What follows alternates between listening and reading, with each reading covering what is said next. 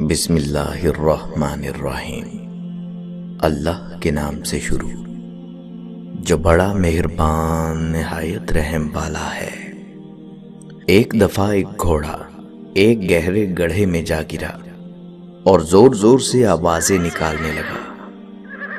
گھوڑے کا مالک کسان تھا جو کنارے پہ کھڑا اسے بچانے کی ترکیبیں سوچ رہا تھا۔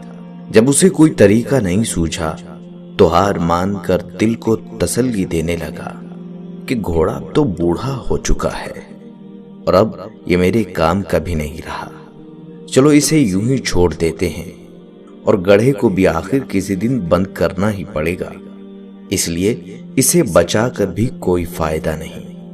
یہ سوچ کر اس نے اپنے پڑوسیوں کی مدد لی اور گڑھا بند کرنا شروع کر دیا۔ سب کے ہاتھ میں ایک بیلچا تھا جس سے وہ مٹی، بجری اور کوڑا کرکٹ گڑھے میں ڈال رہے تھے۔ گھوڑا اس صورتحال سے بہت پریشان ہوا۔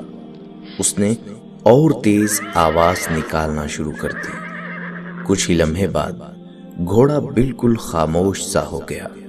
جب کسان نے جھانکا تو یہ دیکھ کر حیران رہ گیا کہ جب گھوڑے کے اوپر مٹی اور کچرا پھینکا جاتا ہے تب وہ اسے جھٹک کر اپنے جسم سے نیچے گرا دیتا ہے اور پھر گری ہوئی مٹی پر کھڑا ہو جاتا ہے۔ یہ سلسلہ کافی دیر تک چلتا رہا۔ کسان اپنے پڑوسیوں کے ساتھ مل کر مٹی اور کچرا پھینکتا رہا اور گھوڑا اسے اپنے بدن سے ہٹا کر اوپر آتا گیا اور دیکھتے ہی دیکھتے وہ اوپر تک پہنچ گیا اور باہر نکل آیا۔ یہ منظر دیکھ کر کسان اور اس کے پڑوسی سکتے میں آ گئے۔ خواتین و حضرات، زندگی میں ہمارے ساتھ بھی ایسے واقعات رونما ہو سکتے ہیں کہ ہمارے اوپر کچرا اچھالا جائے، ہماری کردار کشی کی جائے، ہمارے دامن کو داغدار کیا جائے، ہمیں تان و تشنی کا نشانہ بنایا جائے۔ لیکن گندگی کے اس گڑھے سے بچنے کا یہ طریقہ نہیں کہ ہم ان غلاظتوں کی تہ میں دفن ہو کر رہ جائیں، بلکہ ہمیں بھی ان بیکار چیزوں کا مقابلہ کرتے ہوئے اوپر کی طرف اور آگے کی سمت بڑھتے رہنا چاہیے۔